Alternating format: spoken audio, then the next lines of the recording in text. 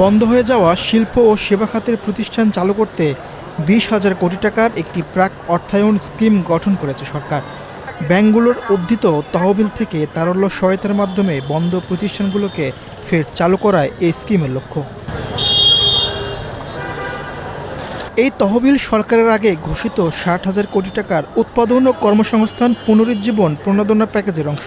সুনির্দিষ্ট ঋণ সহায়তার মাধ্যমে বন্ধ কারখানা চালু, স্থবির হয়ে পড়া রপ্তানি সচল করা ও বেকার যুবকদের কর্মসংস্থান সৃষ্টি করার উদ্দেশ্যে এটি গঠন করা হয়েছে।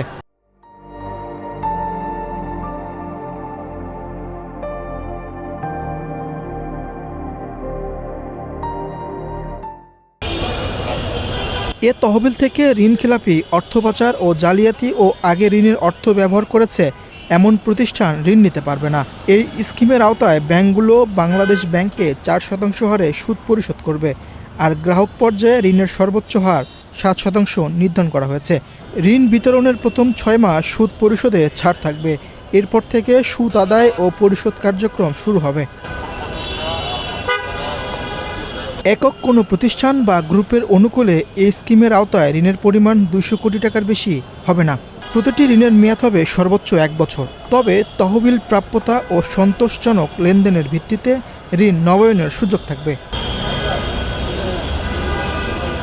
সব তালিকাভুক্ত ব্যাংক এই স্কিমে অংশ নিতে পারবে, তবে তার আগে বাংলাদেশ ব্যাংকের সাথে চুক্তি সই করতে হবে। স্কিমের আওতায় বৃহৎ শিল্প ও সেবা খাতের এমন প্রতিষ্ঠান ঋণ সুবিধা পাবে যেগুলো আংশিক বা পুরোপুরি বন্ধ রয়েছে কিংবা কার্যকর মূলধনের সংকটে পূর্ণ সক্ষমতার উৎপাদন ও সেবা দিতে পারছে না। বিশেষ করে রপ্তানিমুখী ও উচ্চ রপ্তানি সম্ভাবনাময় প্রতিষ্ঠানগুলোকে ঋণ প্রদানে অগ্রাধিকার দেওয়ার নির্দেশনা দেওয়া হবে। এছাড়া কোনো উদ্যোক্তা অধিগ্রহণ বা ভাড়া চুক্তির মাধ্যমে বন্ধ প্রতিষ্ঠান চালু করলে তাকেও অগ্রাধিকার দেওয়া হবে। ঋণ দেওয়ার আগে সংশ্লিষ্ট ব্যাংকে প্রতিষ্ঠানের প্রকৃত অবস্থা, উৎপাদন সক্ষমতা, মূলধনের প্রয়োজনীয়তা এবং ঋণ পরিশোধে সক্ষমতা যাচাই করতে হবে।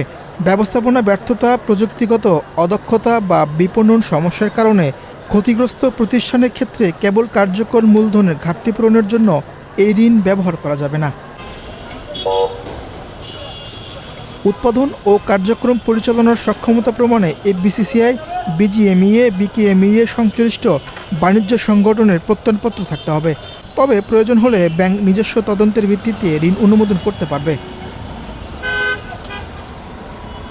স্কিমের অর্থ শ্রমিক কর্মচারীদের বেতন ভাতা, বিদ্যুৎ, গ্যাস ও ইউটিলিটি বিল পরিশোধ, কাঁচামাল সংগ্রহ, রপ্তানি আদেশ বাস্তবায়ন এবং অন্যান্য উৎপাদন ব্যয়ে ব্যবহার করা যাবে। তবে এই অর্থ দিয়ে কোনো বিদ্যমান ঋণ সমন্বয় বা পরিশোধ করা যাবে না।